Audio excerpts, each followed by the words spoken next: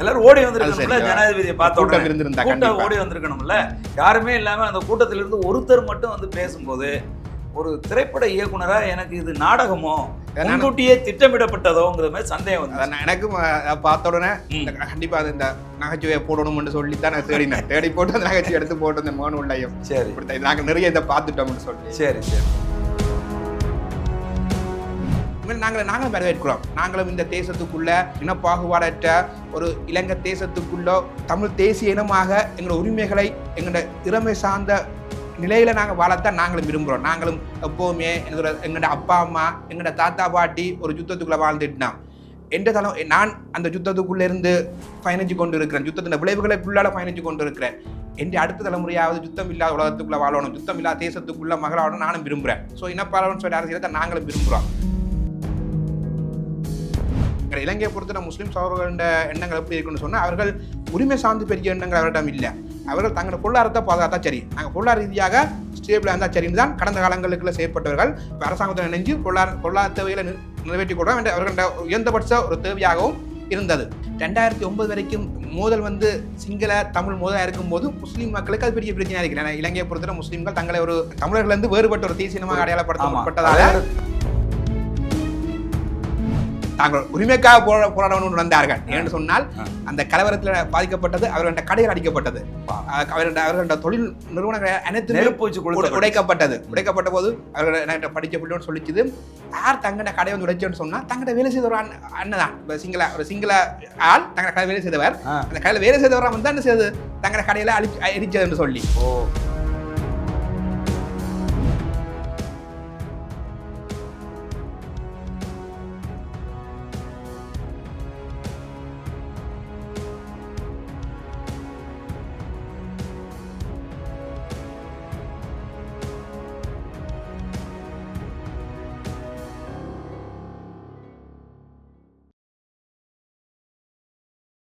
உலகம் முழுவதும் பரவி வாழுகிற தாய் தமிழ் உறவுகள் அனைவருக்கும் வணக்கம்.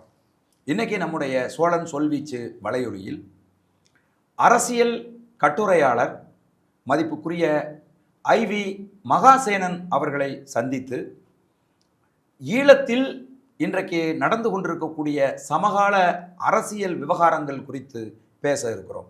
தம்பி வணக்கம். வணக்கம்.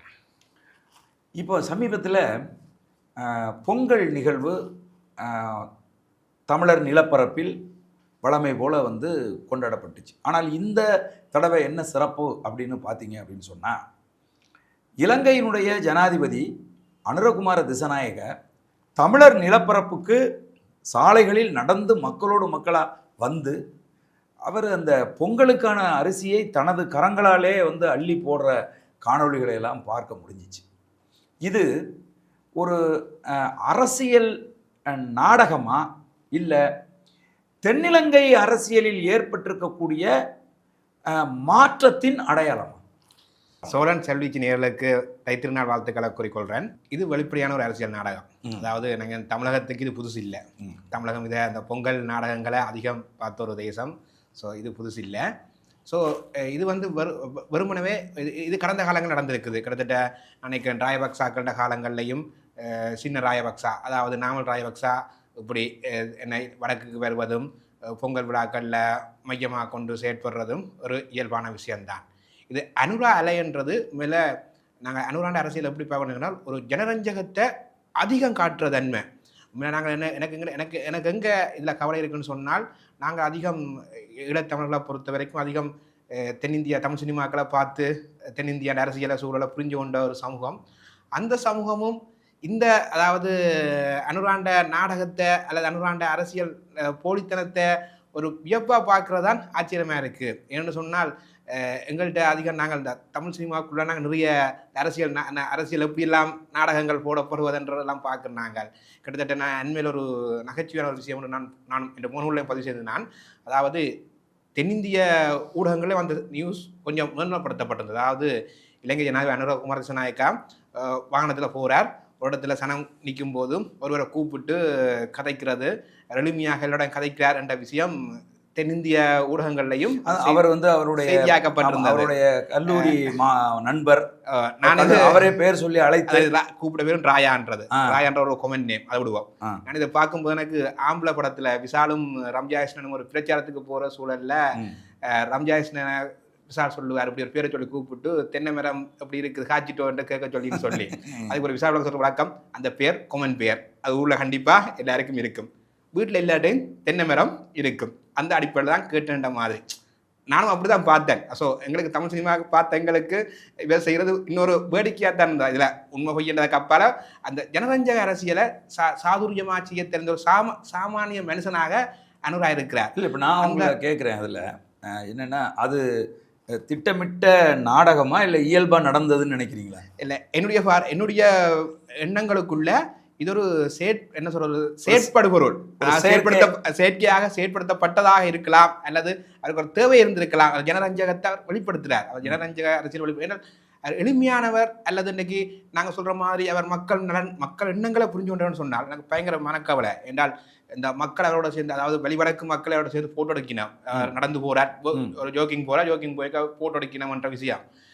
அவர் எங்கே இருந்தவர் இரவுன்னு சொன்னால் இராணுவ முகாமில் தான் இரவு தங்கினவர். அந்த இராணுவ முகாம் எங்கே இருக்குன்னு சொன்னால் அந்த வெளிவடக்கு மக்கள் நிலத்தில், அந்த வெளிவடக்கு மக்கள் நிலத்தில் இருக்கிற இராணுவ முகாமில் தான் இரவு அவர் தங்கிட்டு விடிய அதில் ஜோக்கிங் போகிறார். அதை எங்கட மக்கள் ரசித்து போட்டோ அடிக்கணும்னு சொன்னால் அந்த மக்கள்கிட்ட எண்ணங்களை எனக்கு நினைக்க கவலையாக இருக்குது. ஏன்னு சொன்னால் மக்கள்கிட்ட ஒரு எண்ணம் இருக்கணும், எங்கே இரவு தங்கினவர், ஓகே சாமானிய மனுஷன் சாதாரண மனுஷன் சொன்னால் அவருக்கு அந்த இரவு அந்த அந்த அந்த இராணுவ மாவட்ட தங்கும்போது அவருக்கு குமுறி இருக்கணும். ஏன்னா நான் தமிழ் மக்கள் நிலத்துக்குள்ள அடாத்தா பிடிக்கப்பட்ட நிலத்துக்குள்ளே இருக்கிற ஒரு குமுறல் வந்திருக்கணும். அந்த குமுறல் அவருக்கு விளையாட போது ஆனால் அவர்கிட்ட எளிமையான செயற்பாடை நான் எப்படி நம்ப முடியும்? அவர் அதை செய்திருந்தால், ஒருவேளை இராணுவ முகாம் அவருக்கு ஏற்பாடு செய்திருந்தால் என்னால் இராணுவ முகாமில் தங்க முடியாது, நான் தொண்டரா ஒரு தொண்டத்தை விட்டு, என்ன நிறைய யாழ்ப்பாணத்தில் அவருடைய நண்பர்கள் இருக்கணும். ஸோ கடந்த காலங்கள் வரும்போதெல்லாம் நண்பர்களுக்கு சாதனா போயிருக்கிறார். ஸோ அப்படி நண்பர் விட்ட ஒரு ஆள் விட்ட போய் தங்கியிருக்கலாம். ஏன் இராணுவ முகாமில் இருக்கணும்? அதாவது நிராகரிச்சிருக்கலாம். சாமானிய மனுஷன் சாதாரணமாக மக்களோட எளிமையாக பழகிறவர் என்ற செய்திருந்தால் அவர் ஒருவேளை இந்த இராணுவ முகாம் இதை நிராகரிச்சிருப்பான் தான் நானும் நம்புவேன். கண்டிப்பாக அந்த ராயாவும் உண்மையானவற்றை பாலியல். அது மட்டும் இல்லை, அவர் நண்பரை பேர் சொல்லி அழைக்கிறாரு, அழைச்சவருக்கு காரை விட்டு இறங்கி அவரை கட்டி பிடித்து நண்பர் அளாவிழாவி இருக்கலாமே. சரியா? ரெண்டாவது வந்து ஜனாதிபதி கார்ல இருக்காரு, ஒரு நண்பரை கூப்பிடுறாரு, ஆனால் அருகில் நிக்கிறவங்க யாரும் ஓடி வரலையே, அங்க எல்லாரும் ஓடி வந்திருக்கணும்ல, ஜனாதிபதியை பார்த்த ஓடி வந்திருக்கணும்ல, யாருமே இல்லாம அந்த கூட்டத்தில இருந்து ஒருத்தர் மட்டும் வந்து பேசும்போது ஒரு திரைப்பட இயக்குனரா எனக்கு இது நாடகமோ முன்கூட்டியே திட்டமிடப்பட்டதோங்கிற மாதிரி சந்தேகம் வந்து எனக்கும் பார்த்த உடனே கண்டிப்பா இந்த நகைச்சுவையை போடணும்னு சொல்லித்தான் நான் தேடி போட்டு அந்த நகைச்சுவை எடுத்து போட்டு இந்த மோன் உள்ளையும். சரி, நாங்கள் நிறைய இதை பார்த்துட்டோம்னு சொல்லி. சரி சரி. ஸோ இந்த பொங்கல் கிட்டத்தட்ட அப்படி ஒரு இந்த பொங்கல்ல அவர்கிட்ட சாமானியமாக பழகிறதான தோற்றப்பாடும் அதுவும் கண்டிப்பா நாடகமாக தான் இருக்கு. என்றால் மனமாற்றம் என்பது அவர் அந்த அரசியல் தீர்வு நோக்கி நகர்ந்திருக்கணும், அல்லது மக்களோட தேவைகளை பூர்த்தி செய்யறா இருக்கணும். கிட்டத்தட்ட நினைக்கிறேன் இந்த பொங்கலோட 2 நாள் பயணமா வந்தவர். சரி, கிட்டத்தட்ட வீட்டு திட்டங்கள் எல்லாம் அறிவிச்சவர். ஸோ அந்த வீட்டு திட்டம் ஆரம்பிக்கிற நிகழ்வுகள் சொல்றார், 2009 ஆயுத போராட்டம் மௌனிக்கப்பட்ட பின்னர் பல மக்கள் வீடு இல்லாமல் இருக்கிற. அதுக்கு முதல் ஒரு பகுதி இருக்குது, வீடு இல்லாமல் இருக்கின்றதை தாண்டி நிறைய பேர் காணி இன்னும் மீட்கப்படாமல் இருக்குது, இன்னும் காணி மூளை கொடுக்கப்படாமல் இருக்குது. காணி இருந்தா தான் வீடு கட்டல, நீங்க காணியை கொடுத்தா நாங்கள் வீடு கட்ட ரெடியா இருக்கிறோம். தேவை நான் நிராகரிக்கல, ஆனால் அதுக்கு முன்னாங்களுக்கு காணி தேவை. எங்க காணி இன்னும் ராணுவ அரண்ல இருக்குது. அந்த காணிக்குள்ள இடவு படுத்து போட்டுதான் நீங்க வந்து நின்று இன்றைக்கு சொல்றீங்க எங்க மக்கள்கிட்ட 2009 பிறகு இன்னும் முதல்ல வீடு கொடுக்க இருக்கிறேன், தான் வந்து வீடு கொடுக்குறேன்னு சொல்லி. நாங்கள் வீடுக்கு முதல் எங்களுக்கு காணியை தான் கேட்கிறோம். காணியை கொடுத்திருந்தாருன்னு சொன்னால் அவர் ஒரு மக்கள் நலன் சார்ந்து மக்களுடன் சரளமா பழகுற ஒரு தலைவராக நாங்கள் பார்க்கலாம். இன்னும் வந்து அரசியல் கைதிகள் விடுவிக்கப்படலை, நிறைய பிரச்சனை இருக்குது. இப்போ என்ன சொல்றது, இதே பயங்கரவாத சட்டத்தின் கீழ் கடந்த காலங்களில் ஜேவிபி தோழர்கள் கைது செய்யப்பட்டுள்ளார்கள். உண்மையில அவங்க செஞ்சுட்டாங்களா? அது பிறகு ஜேவிபி மன்னிப்பு 94ஆம் ஆண்டு மன்னிப்பு வழங்கப்பட்டு அவர்கள் இயல்பு நிலைக்கு வந்திருக்கலானே.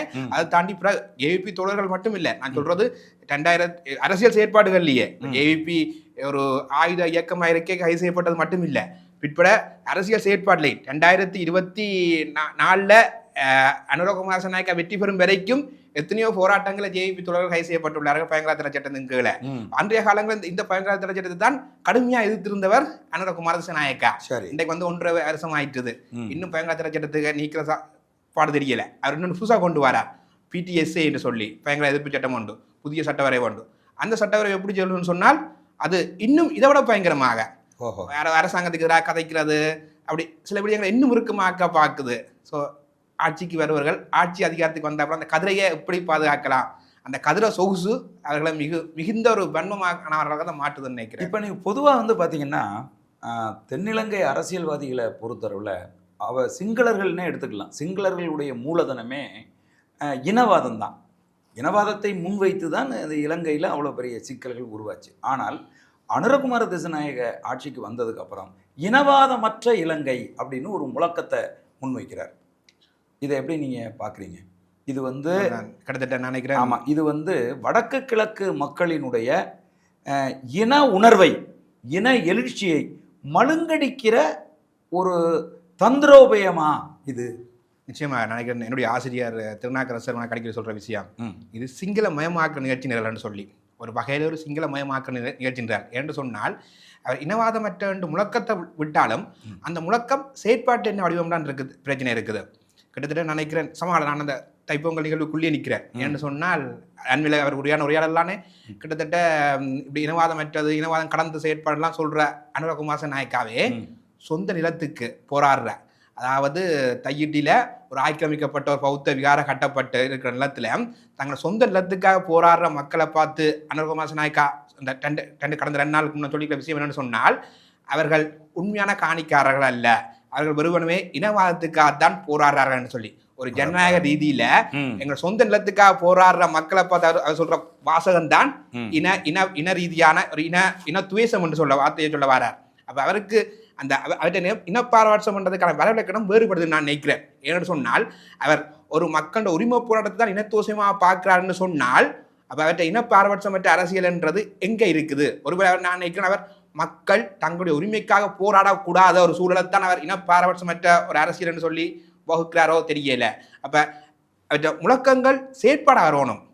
நாங்களும் வரவேற்கிறோம். நாங்களும் இந்த தேசத்துக்குள்ள ஒரு இனப்பாகுபாடற்ற ஒரு இலங்கை தேசத்துக்குள்ளோ தமிழ் தேசிய இனமாக எங்களோட உரிமைகளை எங்களோட இறமை சார்ந்த நிலையில நாங்கள் வாழத்தான் நாங்களும் விரும்புகிறோம். நாங்களும் எப்போவுமே எங்களோட அப்பா அம்மா எங்களோட தாத்தா பாட்டி ஒரு யுத்தத்துக்குள்ள வாழ்ந்துட்டுனான் என்ற தளம் நான் அந்த யுத்தத்துக்குள்ள இருந்து பயணிச்சு கொண்டு இருக்கிறேன், யுத்தத்தின் விளைவுகளுக்குள்ளால பயணிச்சு கொண்டு இருக்கிறேன். என்ற அடுத்த தலைமுறையாவது யுத்தம் இல்லாத உலகத்துக்குள்ள வாழணும், யுத்தம் இல்லாத தேசத்துக்குள்ள மகளாகணும் நானும் விரும்புகிறேன். ஸோ இனப்பாரவன் சொல்ற அரசியலை தான் நாங்களும் விரும்புகிறோம். ஆனால் அது சொல்லுக்காங்கால செயலாக இருக்கணும். இந்த செயலுக்கு போகிறதுக்கு இந்த அனுரகுமார அரசாங்கம் தயாரான்றதான் பெரிய கேள்விக்குறியா இருக்கு. நினைக்கிறேன் அண்மையில ஒரு உதாரணத்தையும் சொல்லலாம். கிட்டத்தட்ட அனுரகுமார அரசாங்கம் தங்களை ஒரு இடதுசாரி பாரம்பரியத்துக்குள்ளேருந்து வந்த ஒரு அரசியலாக சொல்லுது. இடதுசாரி பாரம்பரிய அரசியல் என்பது தெளிவாக மதசார்பற்ற ஒரு அரசியல், மதங்களுக்குள்ள அது மூழ்கி கிடக்கிறது அல்ல. ஆனால் இலங்கையின் அரசியல் தெளிவான ஒரு மத சார்புடைய அரசியல், அதாவது சிங்கள பௌத்தத்துக்கு முன்னுரிமை அளிக்கிற அரசியல். இலங்கையின் அரசியலமைப்பும் பௌத்தத்தை முன்னுரிமை அளிச்சுதான் பாதுகாத்து கொண்டு வருது. இந்த அரசியலுக்குள்ள வந்திருக்க குமார நாயக்கா ஓகே அவர் சொல்ற இடதுசாரி பாரம்பரியம் கொஞ்சம் செயற்பாட்டில் வேறுபடுறாருன்னு பார்த்தால் இல்லை. அண்மையில் இலங்கையில் கல்வி சீர்திருத்தம் கொண்டு வரப்பட்டது இலங்கை இந்த தேசிய மக்கள் சக்தி அரசாங்கம். அதில் ஒரு முரண்பாடு போகுது. அந்த முரண்பாட்டின் போது எதிர்க்கட்சியை கொஞ்சம் அதை பூதகாரமாக்கி அரசாங்கத்துக்கு எதிராக ஒரு பிரச்சாரமாக முன்னெடுக்கும் போது போராட்டத்தையுமே முன்னெடுக்கும் போதும் அதுக்கு இலங்கை அரசாங்கத்தின் ஜனாதிபதி முதல் நாள் போறார் கண்டிக்கு தலதா மாளிகை விகாரவேல சரணடைஞ்சு அதாவது விளக்கம் கொடுக்குறார். விகாரவேலுக்கு விளக்கம் கொடுக்குறார் இந்த கல்வி சீர்திருத்தம் சரிதான் என்று சொல்லி. அப்புறம் அடுத்த தடவை கல்வி அமைச்சர் இலங்கை பிரதமர் கரணி அமரசூரியா திருப்பி அவாவும் போறா விகாரவேலிடம், பௌத்த சங்க விகாரிடம் சென்று அவாவும் கல்வி சீர்திருத்த விளக்கம் கொடுக்குறா. இலங்கை ஆட்சியாளர்களா பௌத்த விகாரவாதிகளா? ஏன் அவர்களுக்கு விளக்கம் கொடுக்கணும்? ஒன்று நீங்கள் மக்களுக்கு விளக்கம் கொடுக்கணும், அல்லது ஒரு பொது உரையாடல நீங்கள் அடிக்கடி அந்த ஊடக சிறப்பு செய்தியுடையான்னு சொல்லிட்டு அறிக்கை விடலாம். அதை விட்டுட்டு போய் பௌத்த சங்கங்களுக்கு தான் நீங்கள் தெளிவுபடுத்தணும்னு சொன்னால் இலங்கை ஆட்சி தலைமை யார்கிட்ட இருக்குன்றங்களுக்கு ஒரு ஜனாதிபதி நிறைவேற்றுற ஜனாதிபதி போய் யார்கிட்ட விளக்கம் கொடுக்குறான்னு சொன்னால் பௌத்த சங்கத்திட்ட தான் விளக்கம் கொடுக்குறான்னு சொன்னால் இங்கே ஆட்சி அதிகாரம் யார்கிட்ட இருக்குது? நீங்கள் அப்போ ஒரு பௌத்த சங்கத்திட்ட போய் விளக்கம் கொடுக்குறீங்கன்னு சொன்னால் நீங்கள் மதம் நீங்கள் இனப்பாரபட்சமற்ற சூழல்னு சொன்னால் பௌத்த சங்கத்துக்கு கொடுக்குற அதே முன்னுரிமை இலங்கைக்கு ஏனைய மதங்களும் கொடுத்துருக்கணும். இப்போ நீங்கள் மதத்தை சமமாக ஒன்று மதம் கிறிஸ்துவ மதம் மதத்தை கடந்து போகணும், மதம் இருக்கு, அதான் மதத்தை கடந்து போகணும், மதத்துக்கு சமமொழி கொடுக்கணும். நீங்கள் பௌத்த சங்கத்துக்கு போனால் நாளைக்கு என்ன இந்த அதாவது குடும்பத்தில் இருக்கிற ஃபாதர் டைம் போத்தான் வேணும், மல்கன் ரஜித்திட்டையும் போத்தான் வேணும், அப்படி இந்து மதத்தில் இருக்கிற மதக்குரு தலைவர்கிட்டையும் போய் நீங்கள் விளக்கம் கொடுத்துருக்கத்தான் வேணும். நீங்கள் அதை செய்ய தயார் இல்லையே. ஏன்னு சொன்னால் கல்வி சீர்திருத்தம் வந்து வெறுமனவே பௌத்தத்துக்கானது தானே, வெறுமனை சிங்களத்துக்கானது இல்லைனே, இலங்கைக்கான கல்வி சீர்திருத்தம். இலங்கைக்கான கல்வி சீர்திருத்தத்துக்குள்ள இந்து மக்களும் படிக்கிறார்களாம், கிறிஸ்தவ மக்களும் படிக்கத்தான் போறார்கள், இஸ்லாமியர்களும் படிக்கத்தான் போறார்கள். ஸோ நீங்கள் அத்தனை மதத்துக்கு நீங்கள் என்ன செய்யணும், அந்த விளக்கத்தை கொடுத்துருக்கணும். அப்போ நீங்களும் என்ன செய்ய வாரீங்கள், அந்த இனத்துக்குள்ளாம் பயணிக்கிறீங்க, சொல்லொன்று செயலொன்று. இங்கே அதான் பிரச்சனை. இதுக்கு முன்னாடி இருந்த ஜனாதிபதிகள் எப்படி புத்த மதத்துக்கு அடிமையா இருந்தாங்களோ அதே மாதிரி தான் இடதுசாரி சிந்தனையாளராக இருக்கிற அனுரகுமாரவும் இருக்காருன்னு சொல்ல வரீங்களா? நிச்சயமாக. அதாவது நான் அந்த இடதுசாரி சிந்தனையான்னு சொல்ல மாட்டேன், அந்த பாரம்பரியத்தில் வந்து சொல்லப்படுகிறார். அந்த பாரம்பரியத்திலேருந்து ஜேவிபி நிறுவனர் ரோஹண விஜயவீர ஒரு இடதுசாரி தானே, அதுலேயே பெரிய கேள்விக்குறிகள் இருக்குது. ரோஹண விஜயவீர இடதுசாரின்னு சொன்னால் கிட்டத்தட்ட நான் படித்த அளவுக்குல எங்களுக்கான சுயநிர்ணய உரிமை என்ற கான்செப்டை சரியாக அடையாளப்படுத்தினதுல இடதுசாரிக்கு முக்கியத்துவமான விளக்கம் இருக்குது. குறிப்பாக லெனின் அவர்கள் இடதுசாரி சுயநிர்ணய உரிமை சார்ந்து ஒரு தெளிவான விளக்கங்கள் இடதுசாரி பாரம்பரியத்துக்கு தான் வருது. வேறு எந்த பகுதியிலேயே நான் சுயநிர்ணய உரிமை பற்றி சரியான விளக்கத்தை பார்க்கல. ஆனால் அத்தகைய ஒரு மரபுக்குள்ளேருந்து வந்திருப்பாரா இருந்தால் ரோஹண விஜயவீராவும் ஈழத்தமிழ் விடுதலை போராட்டத்தை ஏற்றிருக்க வேண்டும், தமிழ் தேசிய இனத்தை ஏற்றிருக்க வேண்டும். ஆனால் அவர் அந்த அத்தகைய தன்மைக்குள்ளே போகல, அவர் ஈழ விடுதலை போராட்டத்தை ஏற்கலை. அது ஒரு பயங்கரமாக தான் அவரும் சுட்டி காட்டியிருந்தார். அவரும் அந்த பயங்கரமான ஒரு விடயமாக தான் அதை கையாண்டும் இருந்தார். ஸோ ரோஹண விஜயவீராவும் ஒரு தூய்மையான ஒரு என்ன சொல்றது, ஒரு பொதுவுடைமை சிந்தனையாளர்ன்றதுல பெரிய கேள்விகள் இருக்குது. அது பகுப்பாய்வுக்கு போன்ற விஷயம். கஜேந்திரகுமார் பொன்னம்பலம் அவர்கள் தென்னிலங்கையில இருந்து ஒரு சமஷ்டியை தமிழர்களுக்கு பெற்றுத் தருவதற்கான முனைப்புல ஈடுபட்டிருக்கார். கஜேந்திரகுமார் பொன்னம்பலம் அவர்களுடைய இந்த சமஷ்டி குறித்த உங்க விளக்கம் என்ன சொல்லுங்க. அதாவது நான் நினைக்கிறேன், இலங்கை பிறப்புக்குள்ள எங்களோட உயர்ந்தபட்ச அரசியல் கோரிக்கை என்றது சமஷ்டி தான். நாங்கள் அதை தாண்டி போயிடலாம். ஏன்னா இலங்கை அரசியலமைப்பின் 6வது திருத்தம் வந்து நாங்கள் வேறு வார்த்தைகளுக்குள்ள பிரயோகிப்போமே இருந்தால் அது இலங்கைக்கு எதிராக தேச துரோகம் என்ற அடிப்படையில் அது எங்களை என்ன சொல்றது முடக்க பார்க்கும். ஸோ அந்த அடிப்படையில் இலங்கை சட்டத்துக்கு உட்பட்டு ஃபெடரேஷன் உரிமை கேட்கக்கூடாதா? அதாவது அதான் சமஸ்டி தான் கேட்கலாம், தான் கேட்கலாம். நாங்கள் அதை தாண்டி போயிடாது.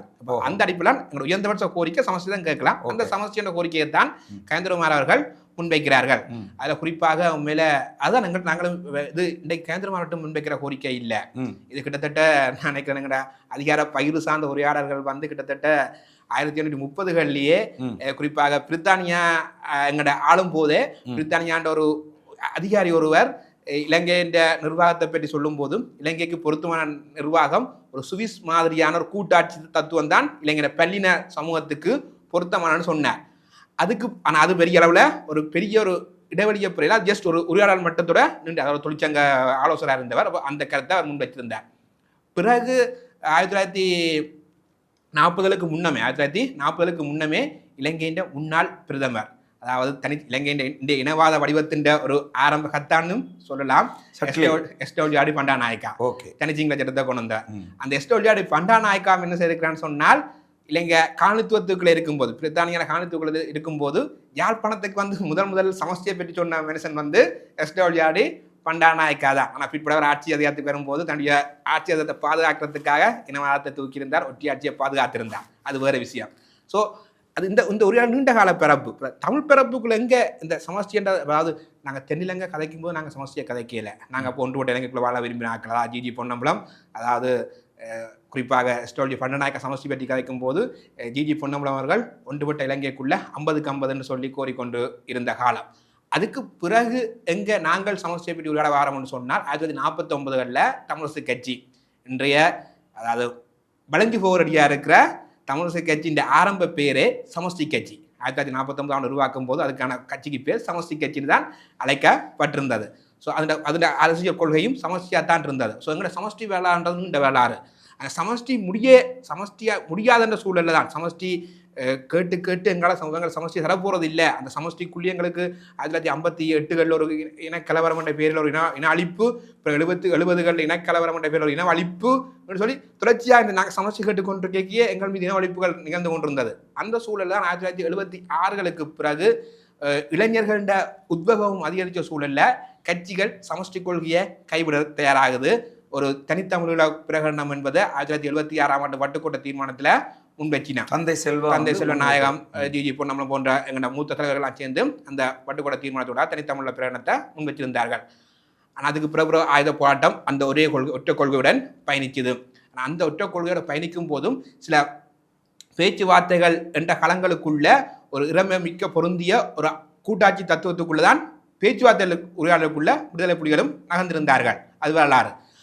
பிறகு 2080களிலிருந்து 2009 வரைக்கும் தூய்மையான ஒரு உயர்பட்ச கொள்கை தனித்தமிழகத்தான் இருந்தது விட்டு கொடுப்பேற்ற சூழல்ல. 2009ஆம் ஆண்டு ஆயுத போராட்டம் கேள்வியுமே அதுதான். என்ன அப்படின்னு கேட்டிங்கன்னா, யாழ் பல்கலைக்கழக மாணவர்கள் ஒருங்கிணைச்ச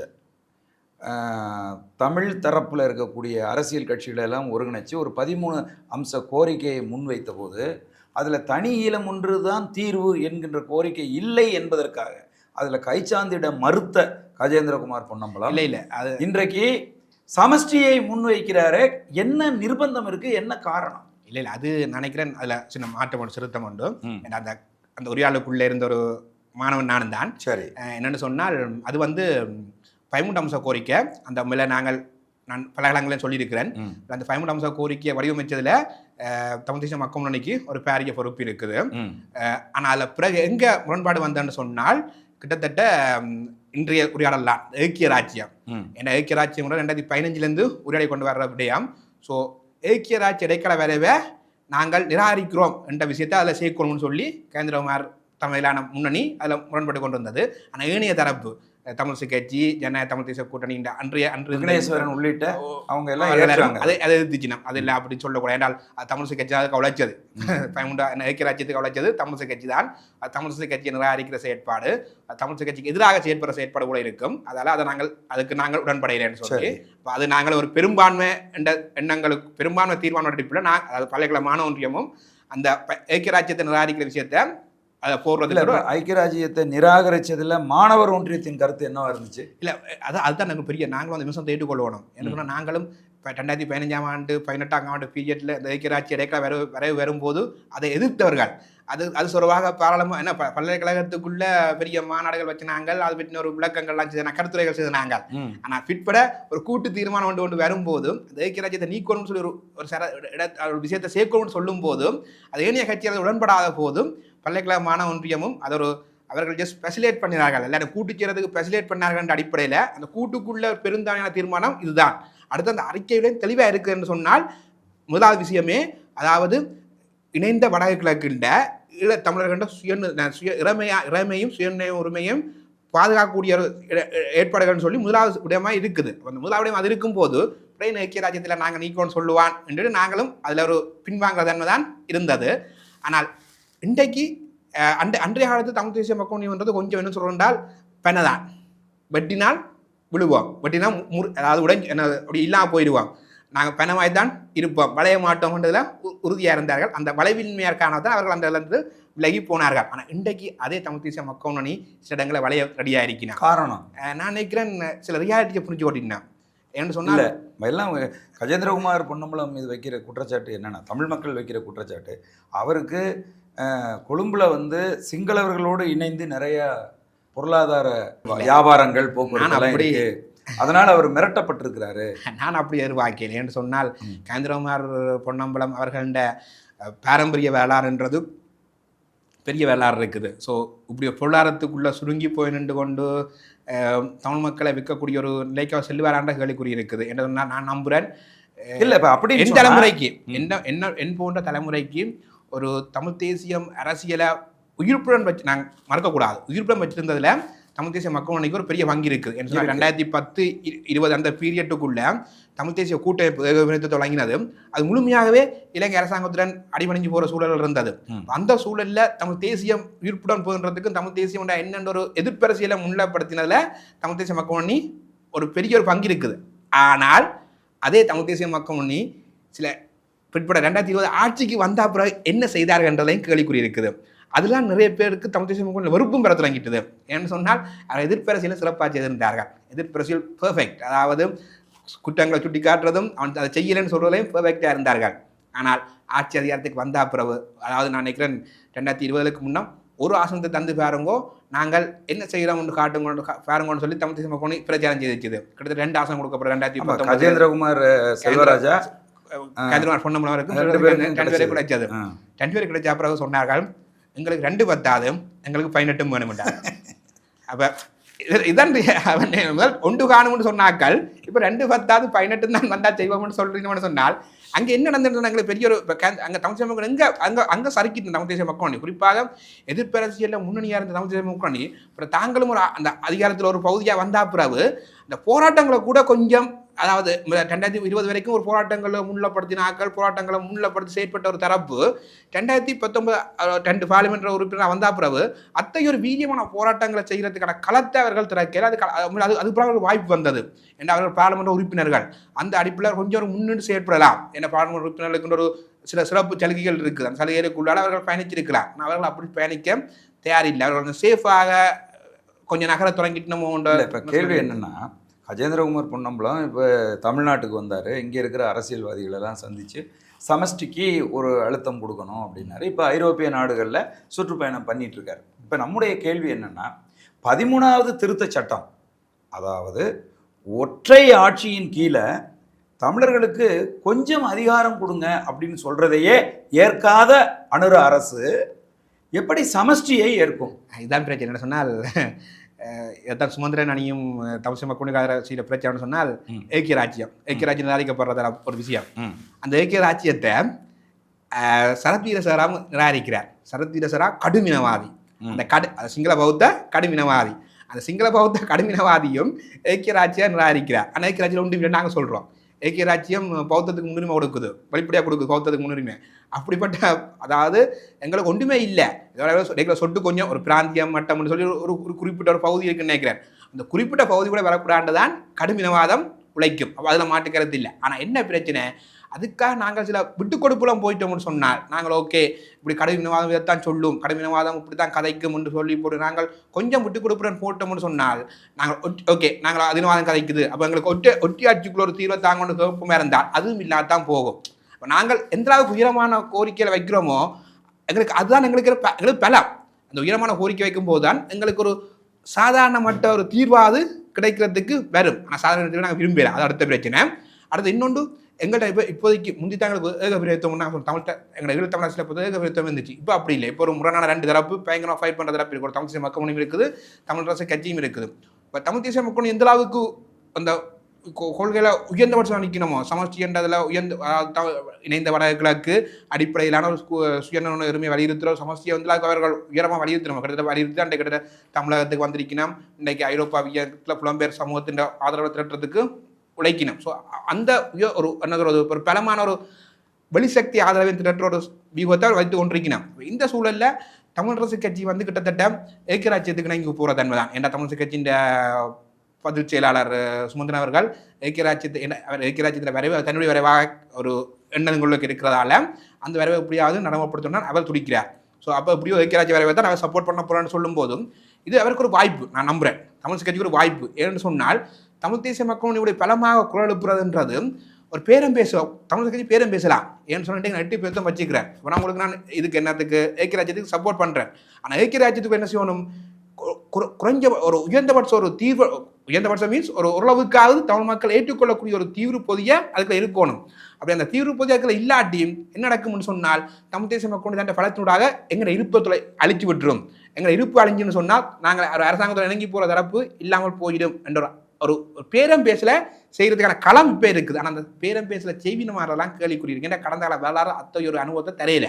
ஏன்னு சொன்னால் நான் நினைக்கிறேன் 2015 அந்த ஐக்கிய ராஜ்யம் அந்த 15-18களில் ஐக்கிய ராஜ்யம் வேற உருவாக்கப்படும் போதும் கிட்டத்தட்ட சிங்கள தலைமையை சொல்லியிருந்தது, அதாவது வேட்ட காலத்து சம்பந்தன காலத்தில் தான் நாங்கள் ஒரு பௌத்தத்துக்கு முன்னுரிமை அளிக்கக்கூடிய ஒரு ஜாப் உருவாக்கலாம்னு சொல்லி. என்ன சொன்னால் சம்பந்தன் என்ன எப்படி இருந்தாலும் சொன்னால் சம்பந்தன் சொல்லி அது சம்பந்தன் மூளையாக செய்யப்பட்டவர் தான் சுமந்திரன். ஸோ அவர்கிட்ட என்ன எப்படி இருந்தாலும் சொன்னால் இந்த காலத்தில் ஒரு ஜாப் வந்துடணும், என் பேர் வரலாறு தானே, என் பேர் ஒன்று பதிவு செய்துடணும், நான் எதிர்கட்சியில் வேற இருக்கும்போது தமிழ் கட்சியின் ஒரு கூட்டு பங்களிப்புடன் ஒரு ஜாப்பு வந்ததா என்ற ஒரு இருக்கணும். அந்த எண்ணங்களுக்குள்ளே பயணிக்கிறார்கள். அதாவது தமிழ் கட்சியின் கடந்த கால செயற்பாட்டாளர்கள் பௌத்தத்துக்கு முன்னுரிமை, தேசிய கொடியில் இருக்கிற சிங்கள பௌத்தத்துக்கான முன்னுரிமையில எதிர்த்து உயிர்த்தியாகம் செய்திருக்கிறார்கள். தமிழ்சு கட்சியின் இப்போ விடுதலை புலிகள் அப்படி தாண்டி தமிழ்சு கட்சியின் தொண்டர்கள் உயிர்த்தியாக செய்திருக்கிறார்கள். அப்படிப்பட்ட மரபுக்குள்ள அந்த தமிழ்சு கட்சி, அந்த தமிழ்சு கட்சி தான் என்ன செய்யப்பட்டிருக்குது, பௌத்தத்துக்கு முன்னுரிமை ஏற்றிருக்குன்னு சொன்னால் எந்தெல்லாம் விட்டு கொடுப்பு, இந்தெல்லாம் விட்டு கொடுப்பு எந்த ஒரு தமிழ் கட்சியும் செய்யாது. இப்படி போகக்கூடாது. இதுதான் இங்கே பாதகங்களுக்கு. பேரும் பேசலாம், முன்னணி இப்படி சமஸ்தியை சொல்லுதுன்ற கப்பலை செயற்படுது, பிராந்திய அரசியல் சர்வதேச அரசியல் சொல்லி செயற்படுது. ஸோ அது எங்களுக்கு பல ஒரு பெரிய நெருக்கடியாக இருக்குது. என்ன மக்கள் எங்களை விட்டு போயிட்டு பயமாக இருக்குது. ஸோ கொஞ்சமாவது எங்களுக்கு தீர்வை தாங்க கதைக்கிறதுக்கான ஒரு பேரம் பேசுறதுக்கான களம் இருக்குது. அந்த களத்தை தமிழ்சு கட்சி பயன்படுத்துமான்றதான் எங்களுக்கு இருக்கிற சந்தேகமாக இருக்குது. அதாவது வயிறு நிறைந்தால் இனப்பிரச்சனை மறந்து போகும் அப்படின்னு என்பிபி ஒரு கோட்பாட்டை முன்வைக்குது. அதாவது பொருளாதார மீட்சிக்குள்ளே தமிழ் மக்களை கொண்டுட்டு வந்தாச்சுன்னா அவர்கள் இனவாதத்தை பேச மாட்டாங்க, இனவாதத்தை மறந்துடுவாங்க அப்படின்னு என்பிபி அரசு நினைக்கிறதா ஒரு பார்வை இருக்குது. இதை எப்படி பார்க்குறீங்க? இது என்பிபியின் தனிப்பட்ட அரசியல் இல்லை, இது இலங்கை அரசியல் கலாச்சார மரபுக்குள்ளே வார ஒரு உரையாடலாம். என்று சொன்னால் கிட்டத்தட்ட நாங்கள் இனவாதிகளாக பார்க்குற பெருமினவாதிகளாக பார்க்குற ராயபக்சாக்கள்டையும் இதே எண்ணங்கள்லாம் இருந்தது, இதே எண்ணங்களை தான் செயற்படுத்தியும் இருந்தார்கள். குறிப்பாக எந்த அனுபவத்துக்குள்ள சொல்ல போனால், நான் பல்கலைக்கழக மாணவ ஒன்றிய பருவகாலங்களுக்கு இருக்கும்போதும் 2019 கோத்தபாய அரசாங்கம் இந்த தேர்தலுக்கு முன்னம் அவருக்கு செய்யப்பட்ட வியட்கம் அமைப்புன்ற ஒரு அமைப்பு தான் அந்த வெற்றிக்காக உழைச்சது. ஸோ அந்த வியட்கம் அமைப்பின் செயற்பாட்டாளர்கள் பல்கலைக்கழக மாணவ ஒன்றிய செயற்பாட்டாளர்களை சந்திக்க வந்தவை. சந்திக்கும் போது அவர்கள் சொன்ன விஷயம் கிட்டத்தட்ட ஒரு 1 hour காய்ச்சிருப்பான். திருப்பி ஒரே விஷயம்தான். அதாவது 1956 தனிச்சிங்கள சட்டம் வந்த போதும் என்ன நடந்தது, அரசாங்கத்தில் வேலை செய்தவர்கள் தங்களோட வேலை வாய்ப்பில் இழந்தார்கள். அப்போ அது பொருளாதார ரீதியாக பாதிப்பு வந்துச்சு. அப்போ அதுக்கு பிறகு தான் நாங்கள் என்ன செய்யப்பட்டோம், ஒரு யுத்தத்துக்குள்ளே நகர தொடங்கினோம். அது அப்புறம் இன ரீதியான பாரபட்சங்கள், இன ரீதியான ஒடுக்குமுறைகள், இன போட்டின்றது வேற தொடங்கிச்சுது. ஸோ எங்கே இங்கே எப்படி சொன்னாங்கன்னு சொன்னால், தனிச்சிங்கள சட்டம் வேலை வாய்ப்பு தான் இல்லாமல் பண்ணிக்குது.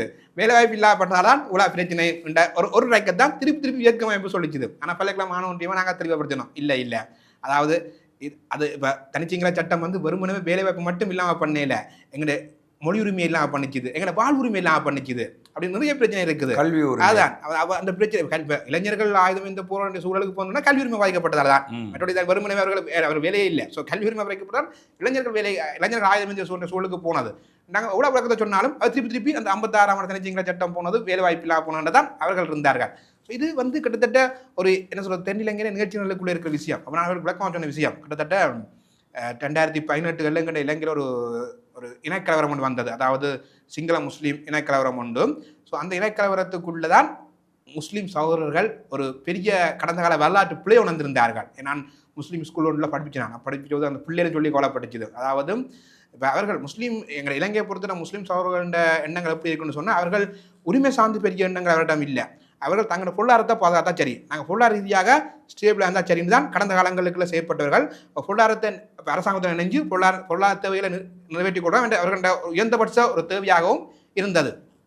அப்போ 2009 வரைக்கும் மோதல் சிங்கள தமிழ் மோதலாக இருக்கும்போது முஸ்லீம் மக்களுக்கு அது பெரிய பிரச்சனையாக இருக்குது. ஏன்னா இலங்கையை பொறுத்தவரை முஸ்லீம்கள் தங்களை ஒரு தமிழர்கள் வேறுபட்ட ஒரு தேசியமாக அடையாளப்படுத்தப்பட்டதால தலைவர் மேதகு பிரபாகரன் அவர்கள் இஸ்லாமியர்களும் சின்ன கலாச்சார வேறுபாடு தான் தமிழர்களுக்கும் அவர்களுக்கும் இருக்கே ஒழிய இஸ்லாமியர்களும் தமிழர்கள் தான் அப்படிங்கிறத பல முறை திரும்ப சொல்றாங்க. ஆனால் அவர்கள் தங்களுடைய இடுப்பு இந்த உயிர் வாழ்வு சார்ந்து என்ன, நாங்கள் தமிழர்களை தங்களை காட்டிக்கொண்டோமா இருந்தால் தாங்கள் தமிழர்களுக்கு நிகராக கொல்லப்படுவோம், சிங்கள இராணுவத்தால் கொல்லப்படுவோம் என்று தங்களை பாதுகாத்துக் கொள்றதுக்காக அவர்கள் இஸ்லாமியர்களுடைய வீட்டு மொழி தமிழ் மொழி தானே, தமிழ்லாம் பேசுவார்கள்.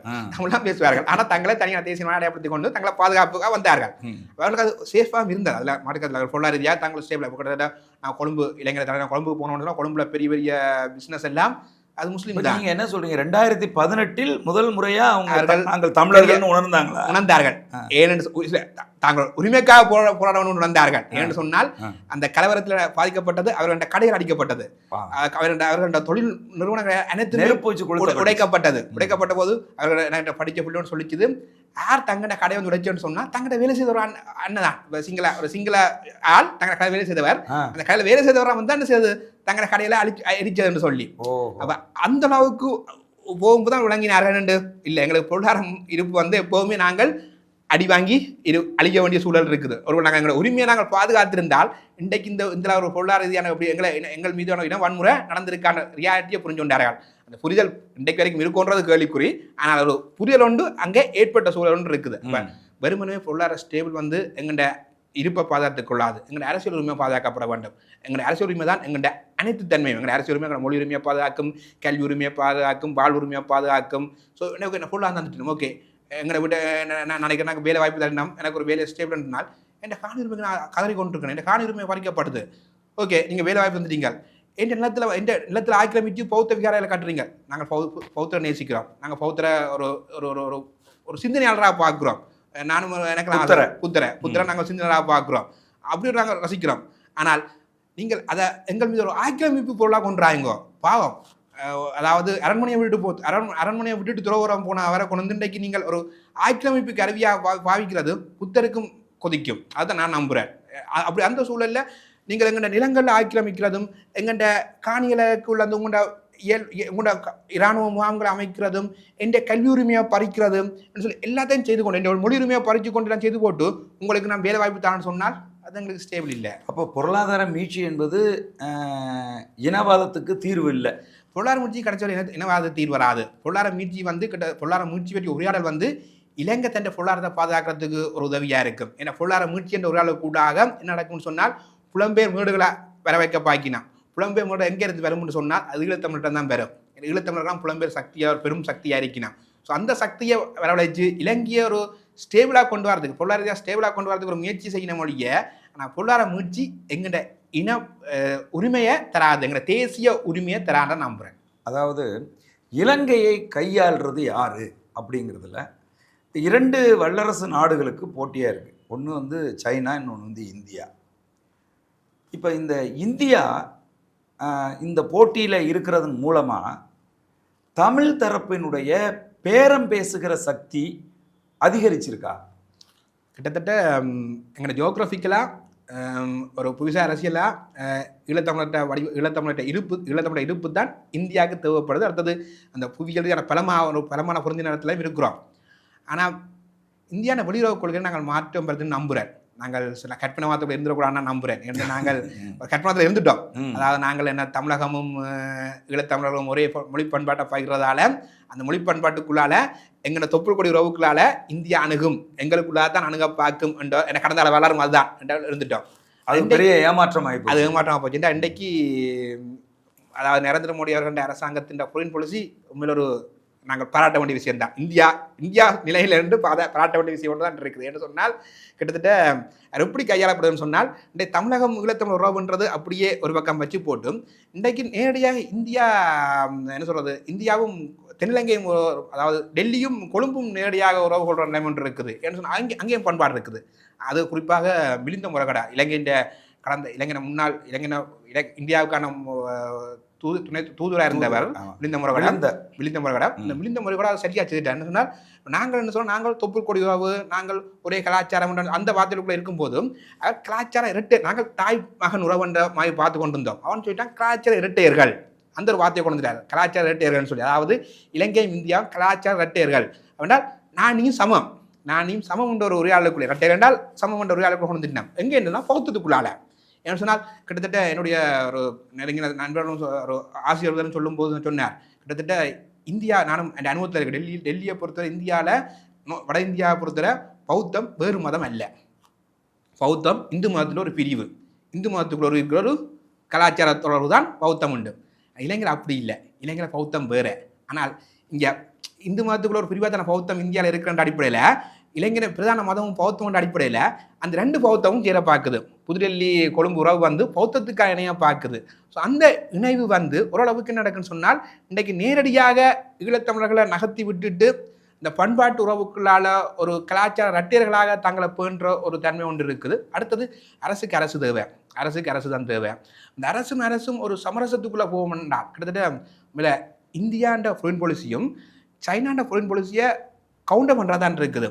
எப்படின்னா எப்படி சைனா இன்றைக்கு வின்வின் ஸ்ட்ராட்டஜி ஊடாக தன்னை ஒரு மென் அதிகாரத்தினூடாக தன்னை ஒரு உலக உலகங்குள்ள தன்னை சூப்பர் பவரை கட்டமைக்க முற்படுதோ அதுக்கு ரீகவுண்டாக வர இந்தியாண்ட ஃபாரின் பாலிசி எப்படி வருதுன்னு சொன்னால் குறிப்பாக அந்த நெய்பர்ஹுட் பஸ் ஃபாரின் பாலிசி வந்து அதுவும் வின் ஸ்ட்ராட்டஜி தான். வின் ஸ்ட்ராட்டஜிக்கு ஈக்குவல் வின் ஸ்ட்ராட்டஜின்னு சொல்லிக்க இந்தியா என்ன செய்ய உட்பட்டுன்னு சொன்னால், இந்தியா நீ என்ன செய்துகோள், என்னோட இருந்துகோள், என்னை விட்டு போயிடாத, நீ சைனாவுடையும் உறவுகள் அமெரிக்கா உறவுகள் எங்கேயும் உறவு கொண்டு விடு, ஆனால் நாங்கள் கலாச்சார ரெட்டையர் உறவுக்குள்ளே விட்டு நீ போயிடாதன்றதில் இந்தியா தெளிவாக இருக்குது. அந்த தெளிவை இலங்கையும் கையாண்டு வருது, இலங்கை அரசாங்கமும் அதில் தெளிவாக இருக்குது. நான் சைனா டைம் போடுறேன், ஆனால் நீங்கள் பக்கத்தில் இருக்கிறால உங்களை நம்ப மாட்டேன் என்றால், அதாவது இந்திய எதிர்ப்புவாதத்தோட கட்டமைக்கப்பட்ட ஜேவிபியிலேருந்து வந்த தலைவர் தேர்தலுக்கு முன்னமும் இந்தியா அழைக்கப்பட்ட போது இந்தியாவுக்கு வந்து போகிறார். தேர்தல் வெற்றிக்கு பின்னரும் இளைஞரை மரபாகவே, அதாவது இளைஞர் முதலாவது வெளிநாட்டு விஜயம் வந்து இந்தியாவுக்கு தான் அமையும். அந்த மரபை அனுராகமசனாகவும் பின்பற்றியிருந்தார். குறிப்பாக இந்தியாவுக்கு வந்திருந்தார். அந்த உறவை தொடராதன்மை தான் இருக்குது. இந்தியா என்ன செய்யுதுன்னு சொன்னால், நெருக்கடின்ற போது டக்குண்டு என்ன ஒரு காலங்களில் என்ன சொல்கிறது, என்ன பாதுகாப்பு என்ன அமைதிப்படையாக வந்திருந்த கிளிகள் இன்றைக்கு ஒரு மீட்பு படையாக வடக்கு கிழக்கு வந்திருந்தது நாங்கள் பார்க்கக்கூடிய இருந்தது. ஸோ அந்தளவுக்கு ஒரு விட்டு கொடுப்புற சமரசமாக போகிற ஒரு பாலிசிக்குள்ளே வந்துட்டு எங்களை கைகளை விட்டுட்டு, அதாவது ஈழத்தமிழர்கள் கைகளை விட்டுட்டு இந்தியாவும் புதுடெல்லி கொழும்பு உறவு நேராக உறவுகள் கொள்றதால எங்கன முக்கியத்துவத்தை நாங்கள் இழந்து கொண்டு வர்றோம் இருக்குது. புரியுது. மிக்க மகிழ்ச்சி. எங்களுடைய சோழன் சொல்வீச்சு அரங்கத்துக்கு வந்து சமகால இலங்கை நிலப்பரப்பில் குறிப்பாக தமிழர் பகுதி வடக்கு கிழக்கில் இருக்கக்கூடிய அரசியல் நிலவரங்கள் குறித்து விரிவாக வந்து பேசுனீங்க. நன்றி, வணக்கம். நன்றி.